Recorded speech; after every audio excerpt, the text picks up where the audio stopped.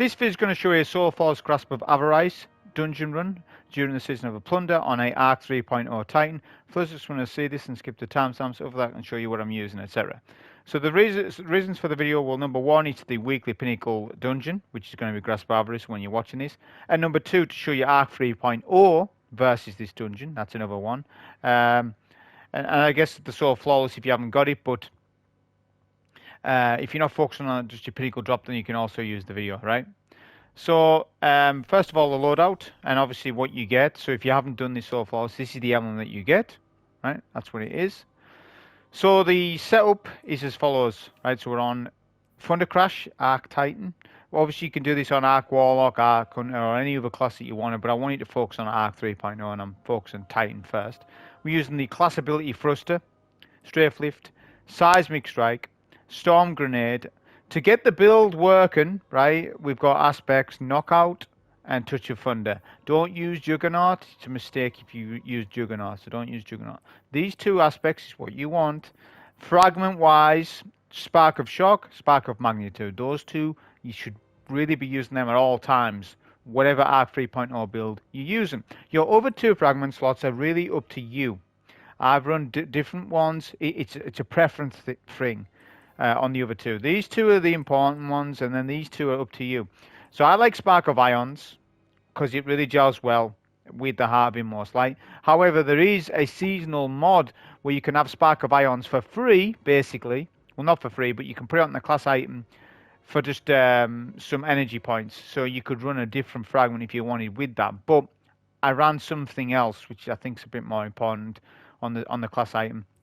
And I ran Spark of Feedback for plus 10 resilience. It frees up stats points. That's the only reason. If you want to use something else in place of this, you can.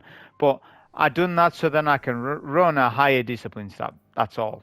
Right? Just so I can run that higher discipline stat, because this build is all about grenades. I'd highly recommend that you run a high resilience for this, at least tier 9, tier 10. Right? As for weapons, right? So talking about that, we've got the Stasis Fusion Rifle Riptide, Icolos SMG Arc, and the exotic sword, the Lament. The Lament is your best friend in this, right? So I highly recommend Lament. It's always going to work. There are going to be other setups that you can do maybe more damage with, probably, but this is going to be the most consistent solo way of doing it. And no one really likes Grasp that much, if we're being honest, because of how tanky the bosses are. You get short damage windows. It's not like Shattered Throne, and it's not like Prophecy, where the bosses are a bit more forgiving with damage. In this dungeon, not so much, right? You're short. You've got 30 seconds on the Ogre, 28 or 29-ish on the final boss. So you haven't got much time windows, and I say Lament fills the role for DPS. So that, I believe, is best in slot solo-wise. Energy-wise, I recommend something Arc because it gels with Arc 3.0. However, you don't have to. You could use Callous Mini Tool. Super popular weapon. If you want to use that, I wouldn't argue with you. I just wanted to go Icolos. I've got Demolitionist on this one. I can actually swap between Demo Surrounding. So this just gelled well with what I was using. So I went with Icolos. And then a Fusion Rifle in the Connect slot. Now, if you want to use Deliverance, you can. If you any other Stasis Fusion, there's the Trials one. I recommend a Chill Clip one. Right? Works really well. And also bring a Blinding Nade Grain Launcher if you want. It has some uses in this. So those are my weapon recommendations. As for the build, right, so obviously Heart of Most Light, the exotic chestplate. This allows you to spam storm grenades, as you've seen a lot of Titans doing this season, right? So I'll talk more about it, I guess, in the setup itself. Armor mod, it is a Lucent Blade build, charge of light, to enhance Lament's damage. So we've got, to pull that off, we've got two solar pieces that count. 2 charged up, which gives us 4 stacks of Charge of Light. You can go to 5 if you want. 4 is sufficient, though, to be honest with you. We have Sword Ammo Finder, Ashes to Assets on the helmet. Grenade Kickstart's handy. It's going to gel with the build, with the Stasis, but it's not required. Elemental Ordnance is the way that we'll get Elemental Wells. So when we kill enemies, we'll get that Elemental Well, which gives us then elemental charge. Well, we put elemental charge on to get Charge of Light by picking up that well. Thus given, so 2 grenade kills, a couple of grenade kills, you get your stack 4 with Lucent Blade, right? So that's the idea. Resistance, you really want Void for the Ogre. I didn't even go with Void, but if you're struggling with the Ogre fight, go Void. But for the rest of it, it's all Arc based stuff, right? We have scavenger mods. There's enhanced sword scav up this season. I've got fusion rifle scav on. These why it comes in amped up's really useful in this. I would highly recommend going with amped up. It'll become clear in the run. And Thunderous Retort. You get a 30% damage increase to your super, which is very good for Thunder Crash, because we're not doing the general Curious of the Fallen Star, right? We're on having most likely. However, you could actually switch over and switch back, which is something I didn't think about doing in the run, but you could do that. But yeah, Thunderous Retort. But that was the armor mods and everything. So as we start with the opener encounter, I'm sure you all know you just need to get a bunch of riches that drop from enemies, these little engram things, and you keep depositing those said engrams into the crystal that's in the cave. The most important thing to remember with this is not to stand in the cave, because you will stop the next wave of adds, right? I can't mind if you need 50 riches or 60, it's one of the two. But yeah, just obviously keep taking out the adds. There's some fallen that's spawn over the other side. You can take out the sniper if he's bothering you, but for the most part, obviously there's not much difficulty to the starting encounter. This is just to teach you the mechanics if you didn't know it. Most people will do. So yeah, it's just a case of keep clearing adds. You keep getting your super, and you get all ability regen every 10 riches that you pick up. So if I didn't have my super right now, and I got another 10, then I would get all my abilities, grenade, everything, and super. So that's a mechanic that's worth knowing at the boss fights, right? So I already know by now that I've got just about enough riches, because I've actually deposited some already. So yeah, we'll just stand to deposit our riches. Obviously there's a richer timer, right? So that refresh, so say you start at 30, you get down to 20, you pick up a rich, it'll reset to the timer to 30. If that timer runs out, you will die, you will wipe. That's something that you need to really know, obviously, later on in the dungeon. We'll Thunder Crash over the other side. This run's going to be all done with Arc. I am never going to swap to Void, Solar or Stasis. Simple reason that this is Arc 3.0 versus this dungeon. Even when it would be beneficial to swap to Void, I ain't going to do that. Okay, it's focused entirely Arc 3.0 centric. And there's going to be a lot of up and come videos that I'm going to be doing that are going to be Arc 3.0 centric. Right? If you want to see me have done it with Void, Solar and stuff, like on anything, just look at my there's a whole library on my channel. Hundreds and hundreds of videos. We're nearly at 1,000 videos actually. So there's lots of me soloing stuff, right? So it's a case of just ask me if you're searching for something very specific. I might have what you want, I might not, right? It just depends. So with this section, you're just following en route. If you don't know the route, then just follow on screen. You're activating a lot of switches to then proceed to the next area.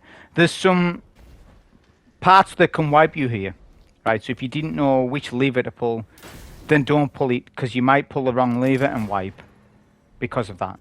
So just don't do anything that you're not sure of. Just watch the puzzle before you do it if you're new to it. This section, we're going to shorten it. This actually should be longer than what I'm doing, than it should be, but I'm going to utilize Seismic Strike for its movement. Right, now that jump right there, you won't make it if you don't do that, or Sword Swing. Right, or put Lion Ramparts on, the exotic boots. If you're on a hunter, then you want to be using Stompies. If you're on a warlock, you'll make it because the jump has the longest distance jump-wise, in my opinion, with the floatiness. And you can obviously do things like not Top Tree Dawn, obviously that's gone, but you can use Heat Rises and stuff like that. So it's pretty simple on warlock. Hunter is the hardest to make this jump. Right, Titan very easy, as I said, as long as you do that, what I'm doing, or Sword Swing, like with the Lament, like you guard me there, then swipe, you'll make it as well. But I'd prefer us to do the Seismic Strike. Now, if you're using Thunderclap, obviously you'll have to do the Lament. You can use Thunderclap in this build that I'm using. I just didn't bother to use it, but you can do, alright? I prefer just, as I say, with the shoulder charge, because there's actually a key thing with the shoulder charge that the Thunderclap can't do, right? And it's going to become very clear what Seismic Strike can do, and what Thunderclap can't. But as I said, you can go Thunderclap. I wouldn't disagree with you. It does more damage than Seismic, all right? Not that much more damage. You have to really spec into Thunderclap to get it damage to ramp up. You might have to start using like Synthoceps and stuff like that, or Burning Fists and Worm God or whatever it's called, and stuff like that. You'd have to spec into a melee build, which this isn't. This is more of a Storm Grenade setup, right? So it's not critical to go Thunderclap, is what I'm saying. Just follow on screen levers. A couple of wizards as well. Just be careful of those. I would kill those before you jump, because they may put their mist on you. If they put their mist on you mid-jump, you will lose your jump and fall to your death. And you'll lose the Soul Flawless because of it. So, yeah, you don't want to take risks with the wizards. Chances are they might not do that. What I've just told you is a low risk of happening, but it is a risk. I'm just here to show you the risks, so then that you're on the same page. Notice we're charged with light. I'm not going to use my sword at all, because if I do, I'll lose a stack. So I'm set up for the Ogre fight before we even get to it, right? I don't even need to think about farm and charge of light and stuff, because I've already got it. Literally, it's 2 elemental wells, because one arc well will give you ×2 stack. Another one will give you another 2 stacks, so you're ×4. So it's 2 elemental wells, which is no problem at all to create. I could have went melee well maker. I just didn't go melee well maker, because I just went elemental ordnance. I think it was energy reasons, because melee well maker is 4, elemental ordnance is 3. I think that's what it was, but either or, it doesn't matter. It's the same end product, and the end product is to get elemental wells, to then convert that into charge of light, because you almost certainly want to do it. If you're using Lament, you really got to ramp its damage up, because it's not as good as it used to be way back when.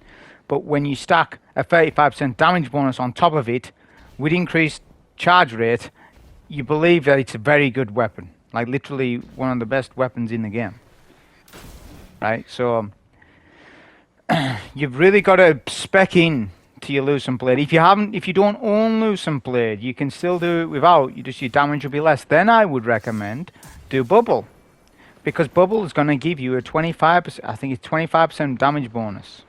So you're at least still going to get some damage bonus to your Lament. So go Bubble. But again, I'm using an arc-centric setup, because it's arc season in my box. I ain't really going to use too much of other classes. When we get further on in the season, I will start to use a bit more. Like in videos I'm on about. I'm not on about me playing off camera and stuff. Me playing off camera, I'm using all sorts of different stuff. But in videos, as I say, the focus is arc. So I'm depositing there because there's a couple of acolytes that spawned, right? So I've deposited 3, I think.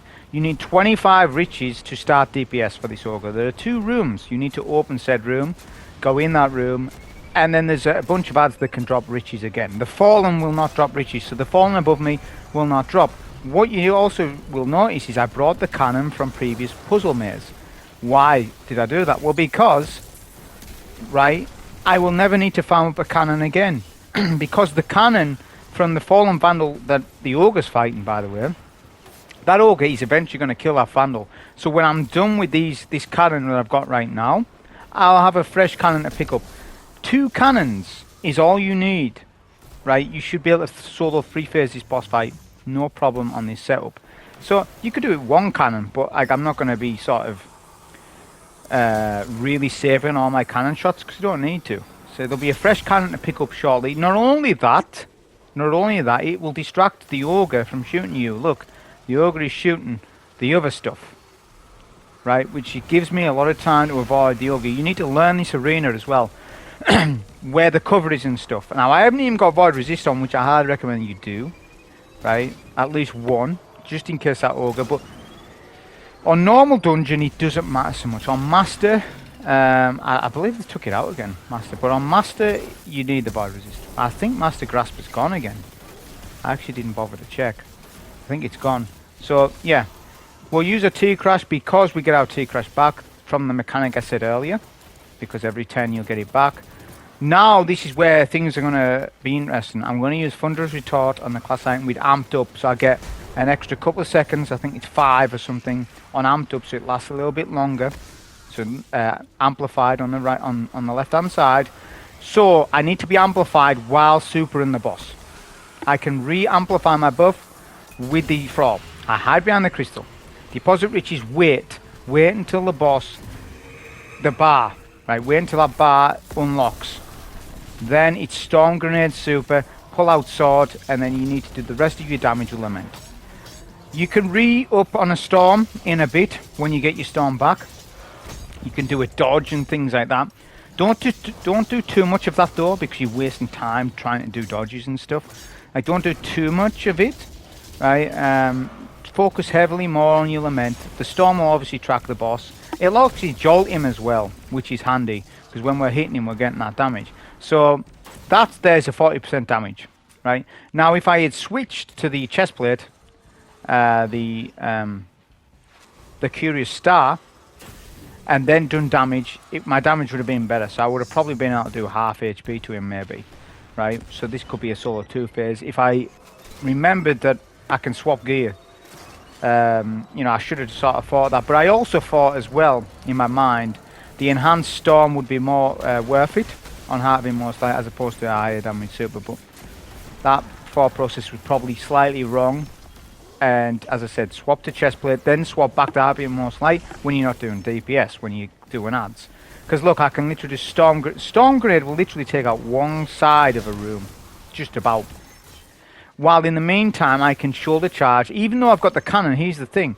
When you drop the cannon for such a long certain amount of time, which you may do, the cannon will disappear and you'll need to refarm up a new one. But here's the thing, I can shoulder charge while I have the cannon in my hands.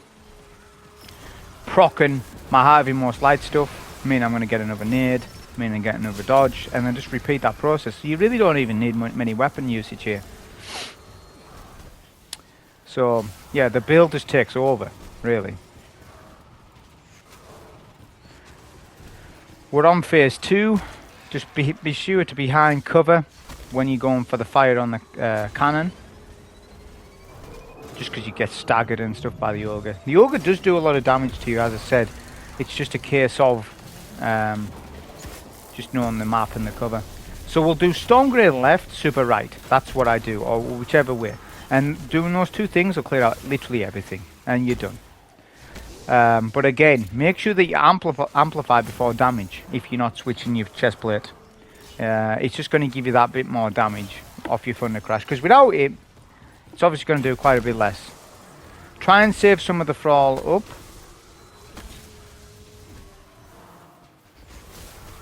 And then go to your crystal. Like I say, Amped Up's really handy. Without Amped Up here, I may have lost my amplified before starting damage, because it takes so much time to deposit. But I saved a Thrall there, so it refreshed the timer. So it's the same thing as the first phase. Try not to miss your heavy swings. I actually did them. A quick note on Lament, right? So Lament changes season upon season in terms of its tracking. Alright? So it's got in-air tracking and ground tracking. They are 2 different things to Lament. And they are more consistent either or, depending on the season and depending on how other things has affected the Lament, because you know, things can affect the coding of weapons, and Lament's really vulnerable to it. It's a case of, I think now, Lament's air tracking is not as good as its ground tracking. So, with this boss, don't do what I used to do, where you hop in the air. Because if you hop in the air, then start doing your Lament, that's classed as air tracking. You'll find that you miss your heavy swings far more. Do ground Lament. Don't hop, don't do any of that stuff. The ground tracking is far better now than what it was, whereas it used to be the opposite. Ground tracking used to be terrible. It was like, oh, I need to hop, I need to jump, because the in-air tracking's far better, but now it's the opposite. So just do that. In terms of your Lament combos, don't be so strict on it. Seriously, just a case of use your common sense. Keep an eye on your recharge rate. Obviously, you got loosened plates, so you get an enhanced recharge rate. Just keep, like I say, I'm not going to say to you do 3 light, 1 heavy and stuff. that doesn't really matter. You know, at the end of the day, just use your common sense with it. But make sure you are really getting Banshees wheeling as well. Obviously, don't just be doing any swings. Make sure that they are all charged. And in between, when you're waiting for your heavy charge rate, do a couple of light swings and then go back to your light swings and then your light and then your heavy. But yeah, just use your common sense. Alright, I'm not going to tell you what the best combination is. We're on the final phase. We'll just hurry this through because the boss is literally nearly dead. We'll storm to our left, super to our right. Pick up all our riches. Also pay attention to ammo as well between phases. Make sure you at least got 40 sword ammo. I mean, right now the boss is literally dead. So it wouldn't make much of a difference to me if I didn't get another brick. I'd still have enough damage in me to finish the boss off.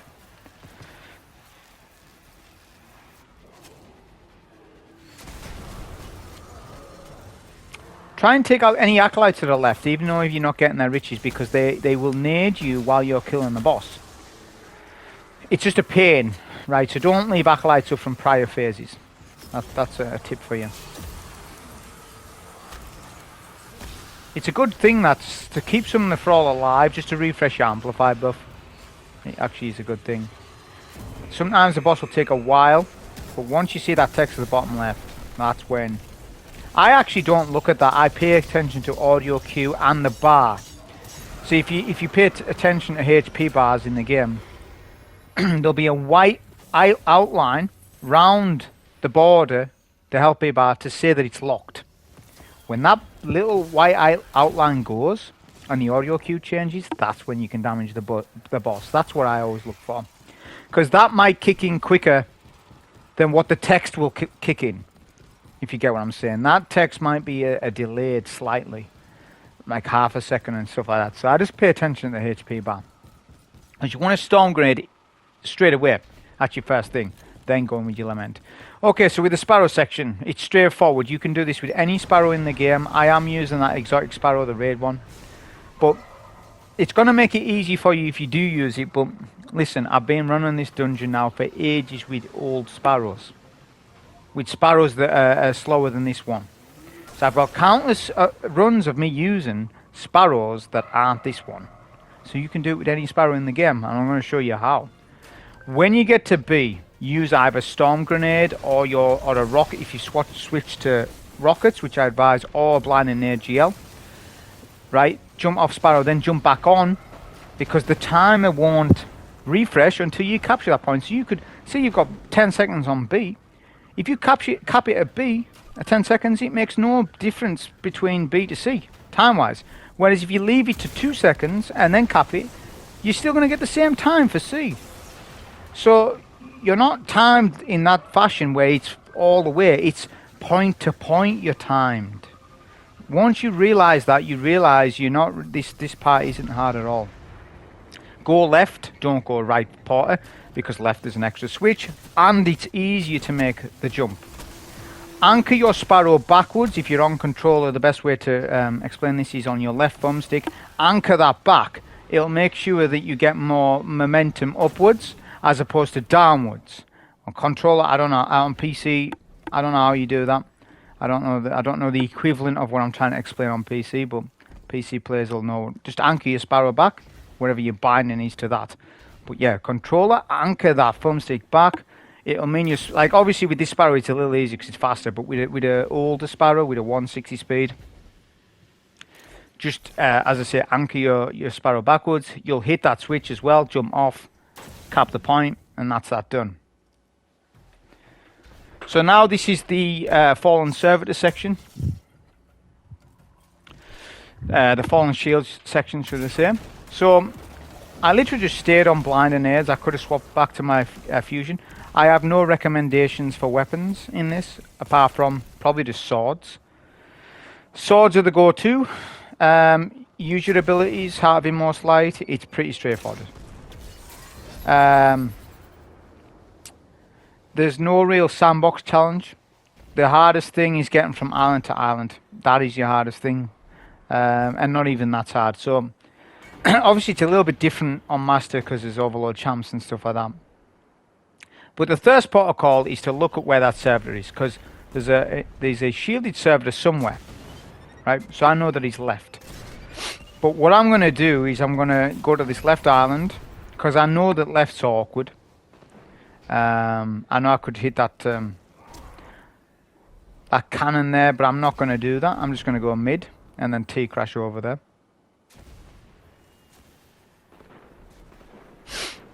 The best RNG you can get is probably having that island right and then top and stuff, but it is random which island you'll get. The only thing that's not random about the spawns of servitors is that the final servitor is always on a bottom island. It's never on a top. That is the only thing that we know consistent about the spawns. The rest of it is just random. It's top, left or right islands. That's it.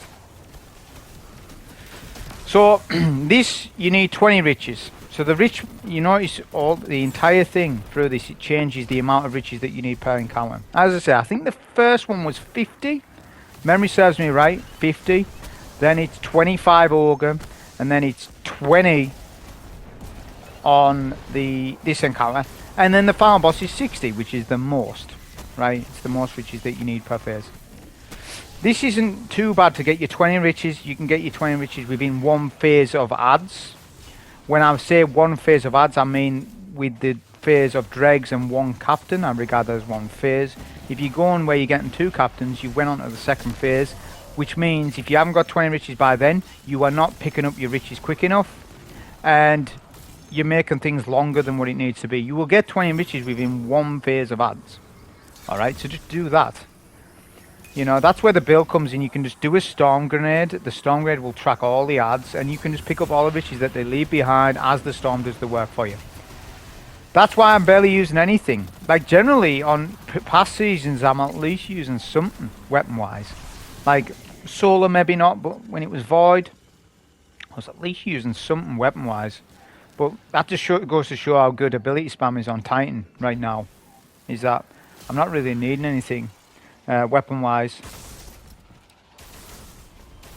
Make sure the cannon's lined up. Or, I will tell you, the cannons are automatically lined up anyways for you. But if you've been on an island and then you've come back to the island and you've messed with the cannon already, obviously it's not lined up, which you'll see on a future island I go to. I actually do end up having that case where I've actually messed with a cannon, I think, and I've had to realign it. I think so.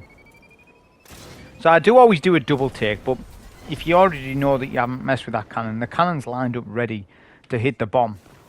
So we've actually got a good RNG here. We're going to top.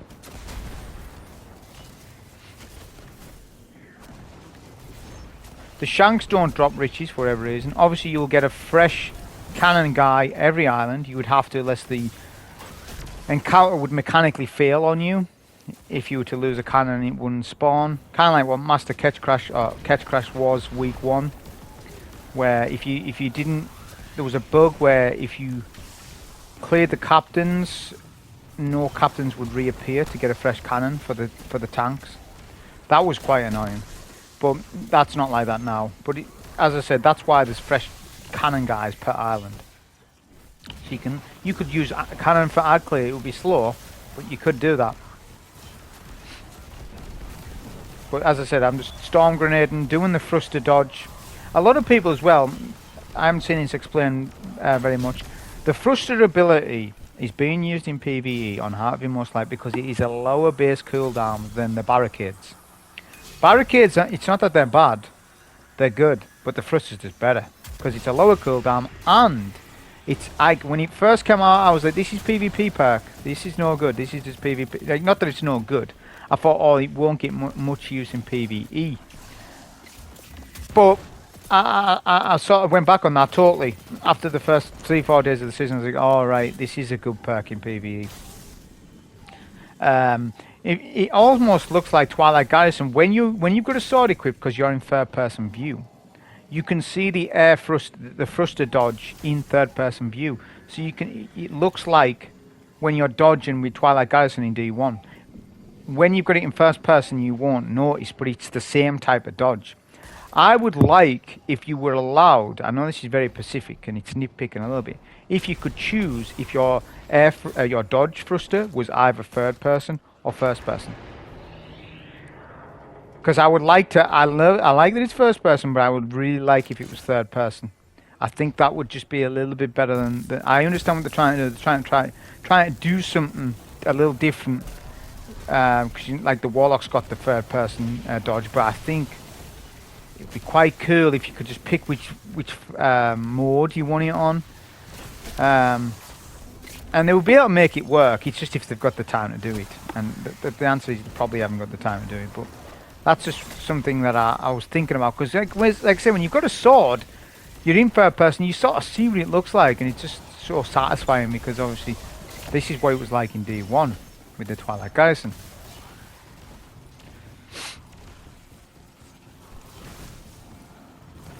So we're just doing the same. We've got our 20 riches. Another thing as well, that servitor's shielded. Now if that servitor's shielded outside on the wrong side of where that servitor needs to go, let the servitor come back in. Because wherever you spawn kill that servitor's going to roll down that hill, because it's going to turn into a bomb.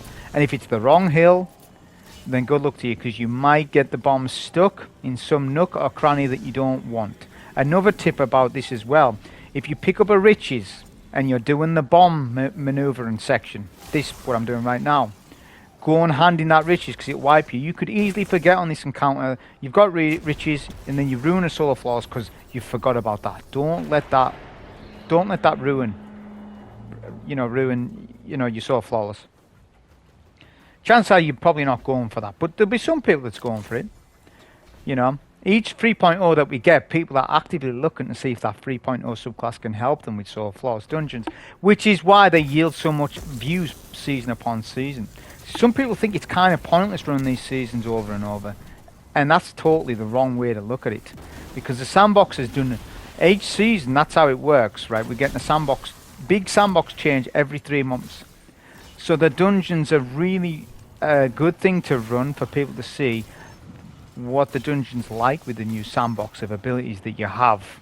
And I know this because I've looked at my analytics, I've looked at other people's analytics on dungeon play, and they are, especially at the start, the first month of the season, dungeons are hot. They want to know what it's like in dungeons, especially solo play, which is why I do them. Sort of when a new 3.0 comes. It'll be interesting next season because we're not getting a 3.0 next season.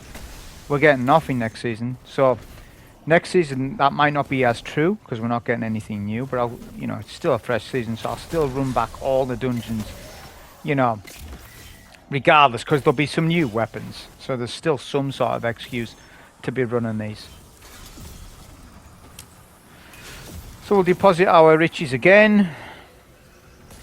Again, let that servitor come to you. Like once you start aggroing the servitor outside and he's on the wrong side from where the cannon is, don't kill the servitor until you're in position. Until that servitor's in position. Because you don't, as I say, it's kind of a nightmare once you lose the bomb. A fresh servitor will spawn elsewhere, but it's just a bit of a nightmare.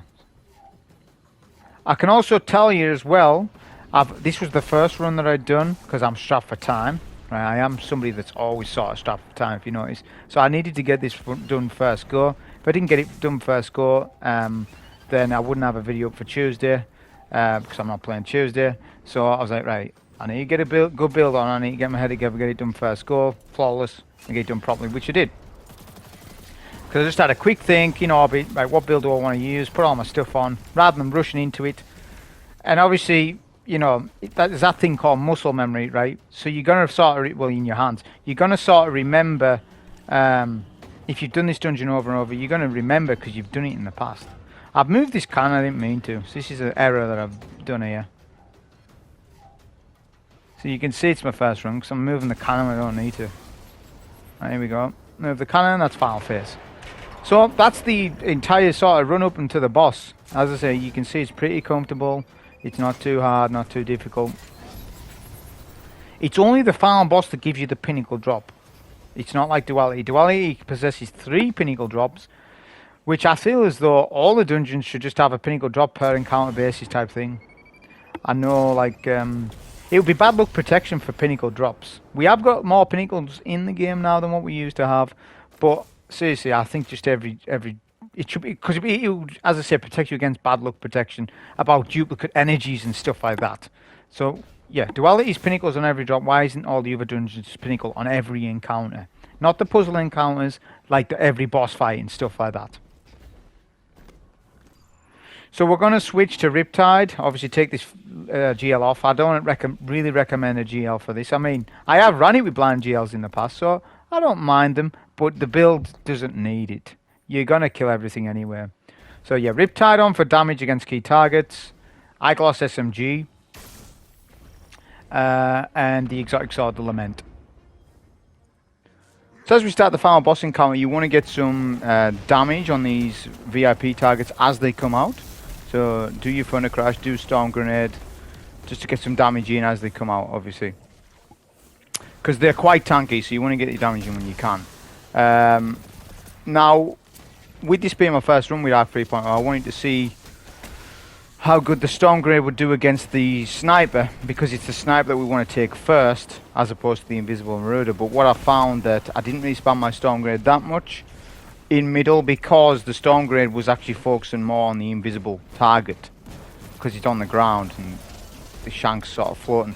So that's a bad thing, because if the Marauder's killed before the Sniper, that means you've got to go and pick up those riches while the Sniper's alive. Now you could just call it a day and not get those riches, but it is 60 riches for this encounter per phase, so it's a lot. So I'd rather pick them up than not, you know. So yeah, it's the Sniper that you need down first. Does a lot of damage to you. Not too bad if you got double arc resist on, like. So it's not so bad that way. But yeah, it's the Sniper that you want first. Now you can use the cannon. The cannon's pretty consistent when you get double charged on it, like maximum impact on it. Does quite a bit of damage, 44k. So a couple of cannon shots, that Sniper's down. Once the Sniper's down, you can go in for the Marauder and just take, you know, the Marauder with storms and stuff, and it'll go down pretty fast, to be honest. This is where you can fight pretty safely, but if you are getting naded off from left and right, then you can clear out one of the sides easily with just one Storm Grenade. One Storm Grenade will clear out a set of dregs on each side, because obviously the Storm's going to track all the enemies, so Ad clear shouldn't be much of a problem to you, really. The Sniper's taken out though, so that's good. Now we can get the Marauder. Keep attention to where the boss is. I'm going to try to freeze his boss, the target. So Storm does damage for me, just about dead. We'll shoulder charge the Marauder. This is where you've got to be pretty careful when you're in mid like this, because it's not like when you're on a Void Titan with bubble or anything like that. Your health is via your melee, so, and there's no targets to melee right now. So what you want to do is look where the boss is and stand at the opposite side of the crystal to where the boss is, right? And when you're done to 20 riches or more, you would need to equip Lament and do your guard, because you'll take less damage. Obviously, always recommend run the high resilience with the double arc resist, which you sort of obviously got on, right? So, and then you'll be able to survive it. But there is an easier way around this, and that's switching your subclass to Void, so you can bubble mid every time, because you get your super back after 10 riches. So you could do that, but as I said, I'm not going to do that. I would find it quite pointless if I said that Arc 3.0 versus this dungeon and I'm using a Void bubble. So I know that there's an easy way around what I'm saying to you, but I'm not going to do it just because it is, because I've labelled the video a specific thing. So I just want to do what the title says, you know what I mean? But yeah, that's why we're going for 20 riches as opposed to more than that, right? You can see I can comfortably survive, just about. Mind, if the boss stomps us, we're going in the red, nearly death. So that's why you've really got to keep an eye on the boss and where he ports, because he keeps porting around you. Now, with your exit, when you're getting out of middle, do not go near where that boss is, because he'll stomp, right? So it's a case of pay attention to where the boss is. So the rotation that I'm going to do is 10, 2 20s and a 10, right? 10 on the final one. We actually do change it up on phase 2, but that's what I'm going to be doing. As I say, that's what I know will work out best for this class, just because, as I say, I'm not on bubble. This encounter's already pretty long anyway, solo. We know this. If you see a couple of people's solos on this, you'll see some of the boss fights for some people are 40 minutes alone, 30 minutes alone for most players, for most average players, or even well-skilled players. So, no matter which way you cut it, unless you solo one phasing, which has been done in the past, then this encounter is long.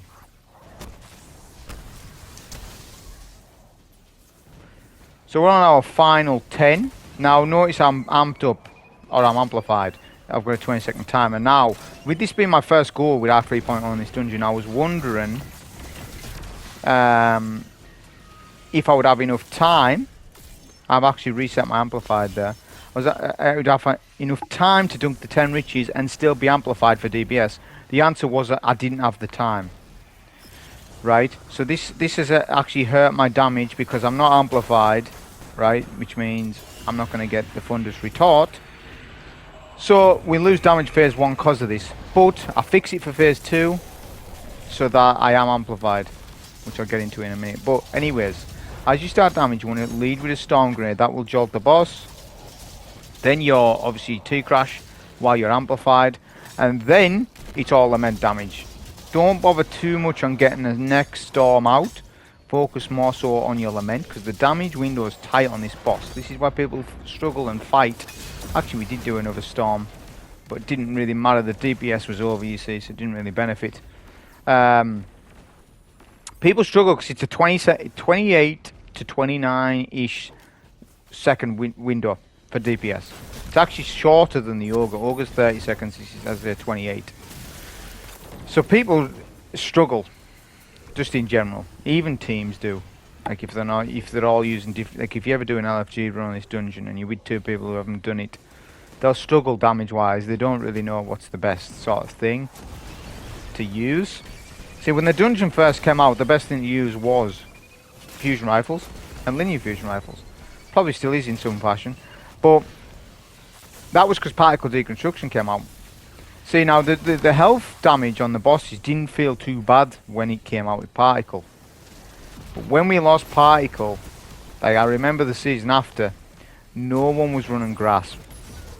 Barely anyone was running grasp because it was like, this is just, the bosses are just too tanky with too short of a damage window. See, for me, the easy fix is just up the time windows for all these bosses. Like if you look and you really analyze all the dungeon bosses, like Zulmak, he's got longer than 30 seconds. I don't know if it could be 45, 50 on the top of my head. Right? Phalanx from Prophecy, Echo Phalanx, he's 45 seconds.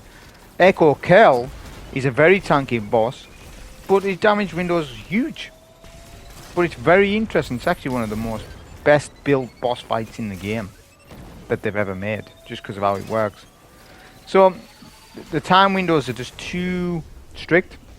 I would say if you add 10 seconds to each encounter, maybe 5 or 10, then that would, seriously, it won't sound like like a lot, but 5 to 10 seconds is a long time for damage, right? Especially solo wise. Like if it was an extra 10 seconds damage window, it would be a lot more people could actually start to solo 3 phase. A lot of people are even 4 phase in the fight, and they're using linears and wither and stuff like that. So that's why you don't see many solos on this particular dungeon. You'll see it on the other ones, you're right, season upon season, but not so much this one, unless they're using a particular build where they can 1 phase or even 2 phase bosses with like Hammer Titan and stuff like that. I'll imagine a couple of Liar's Handshake runs are going to be done this week. I imagine that's going to be a thing. But as I say, I wanted to start with Titan for this. Not to say I'm not going to do Hunter or Warlock. I'll do them this season, just at some point. But yeah, just focus the Titan first, because there's a lot of people playing Titan at the minute. So yeah, it's literally just the same as what we've just done, right? We're just rinsing and repeating from now. If the cannon can drop into the water. So you see there is a pool of water around this area. That's actually a death zone. Doesn't look like it, but it is. So if a cannon falls down there, don't worry about it. You'll get a fresh cannon guy to come to you. He's coming now. He pushes you as well, which is good. So you'll get a fresh one. It's not a problem. With the zones, right? So obviously there's left, beach, right. There's 3 portholes. You need to shoot the cannon in the porthole to get the riches, obviously, right? Now there's 1 porthole closed at any given time. Top mid is always open. Top mid is always open, left or right is closed. If right's closed, left's open and vice versa. That's how it works. However, what you can do, because top mid's open all the time, you can do the double cannon strat. Now the reason why I'm not doing the double cannon strat is because I'm on Arc Titan and I don't want to dunk 40 riches. That is the basics of why I'm not doing it. But if I was on Void Bubble or something, then I could do the double cannon strat, go right to 40, maybe even 50, I've done it before. You can do 50 and 10 for your 60 riches if you want to. But as I said, I'm not dunking, you know. I can get all the riches I need in 1 cannon shot, so I'm not going to double cannon.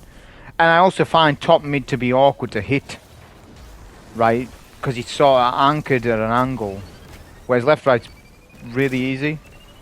Just a straight shot. You need to make a shoot as well. This is another thing. If you are going over 20, this applies if you're going over 20. Obviously you've got that 30-second timer. Now if you're going like left and right, and your rich is on a low time and you miss a cannon shot or 2, and then you need to re-cannon up on one of the portholes, and your time is on like 10 seconds, you need to really seriously think at that time, is it worth me going for this extra riches, or just go to mid quickly? Because that time will start to stop when you get hit middle, but if you somehow mess up, the riches will wipe you, and that would be kind of horrible if you did get wiped just because of the riches. So just be aware of that. It's not much of a problem to me. It used to be. That was a big problem when I first done this, week 1, is that I was overcommitting to riches. People were overcommitting to the riches and trying to get too many in one phase, and it was causing wipes and stuff. As when anything's new, it's harder, isn't it? But once an activity's been out for quite a bit, it's not a problem to run it. Which, you know, obviously, you know, it does get easier with time. So don't overcommit to riches. If you're unexperienced with it, solo-wise, definitely just do 20-20 and the 2 10s. It's the easiest rotation to do. Not so much fast, definitely not. But that's what I recommend anyway.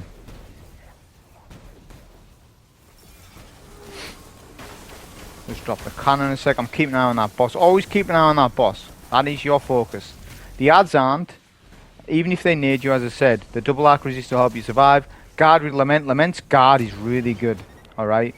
Even without like them Titan gauntlets, it's still really good. The guard lasts quite a long time.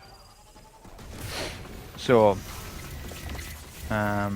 what I'm doing here is, now if you've paid attention, because I didn't actually specifically point it out, I missed a rich earlier and dunked 19. Right?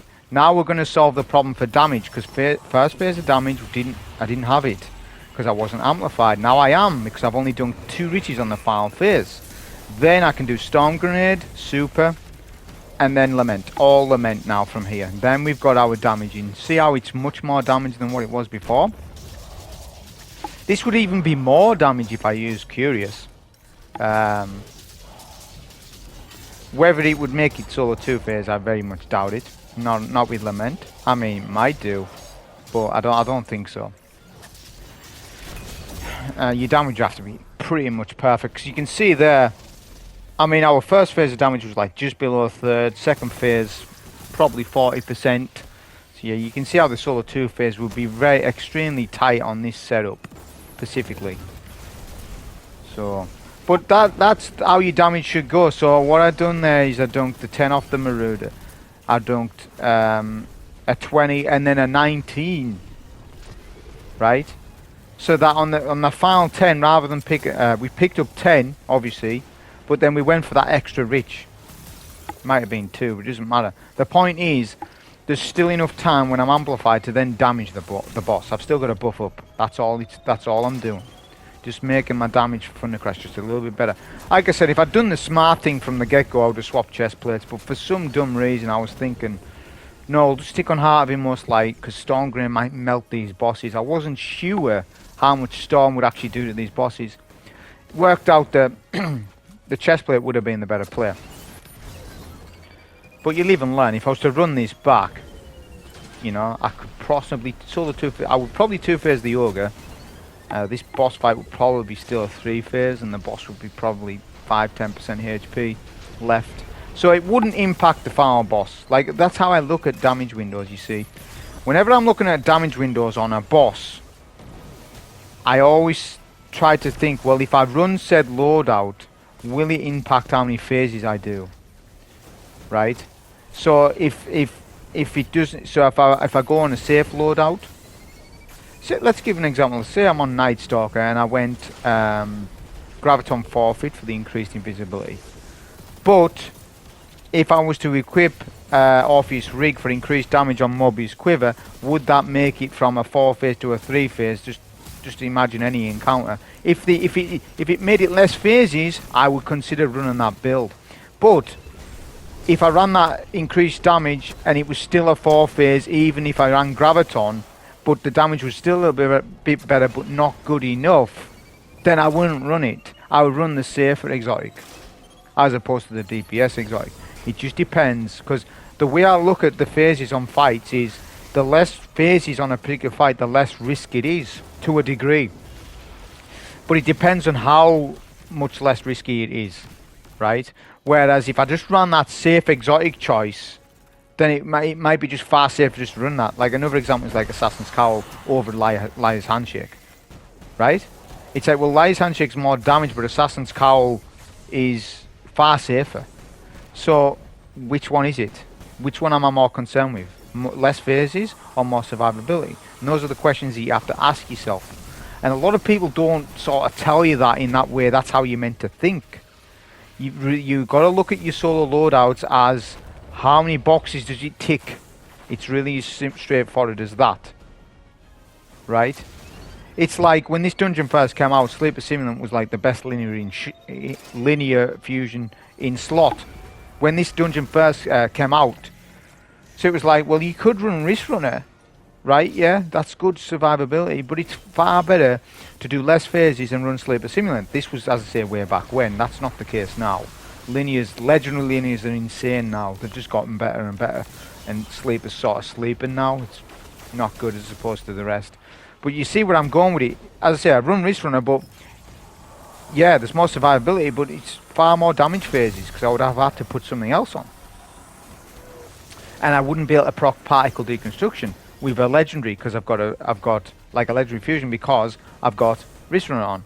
So I'm just giving you an example. That was obviously way back when the dungeon first came out. So that's how you've sort of got to think. You've got to think that loadout through. Same with like Nightfalls and stuff. It's like a loadout might work even if it's a solo GM.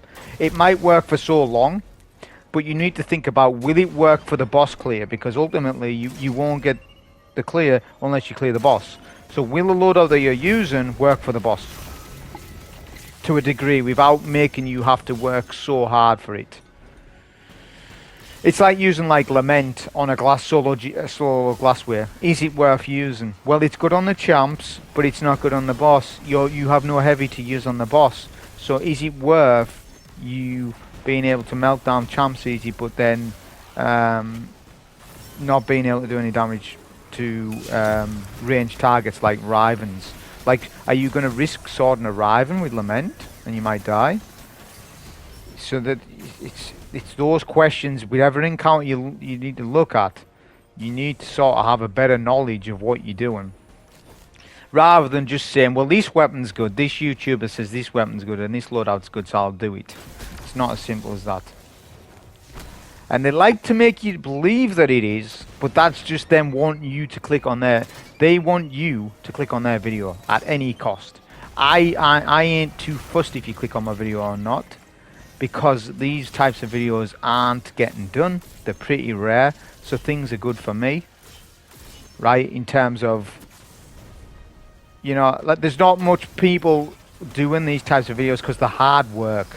Let's be honest. They take 3 times as long to make as a non-commentary style video.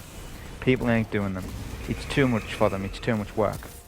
So I'm not too fussed. Like, people are gonna, I think people for this market are gonna watch them because there's very rare videos like this, right, with the commentary and stuff. So I'm not too fussed. But this is the final phase. Notice we missed our Thunder Crash. It's a shame, I know, but the boss was teleporting, so we were unlucky on that. But this was the final phase of damage anyways. We still got the solo free phase. That was a solo flawless on it for Grasp of Avarice. I hope you enjoy. Thank you.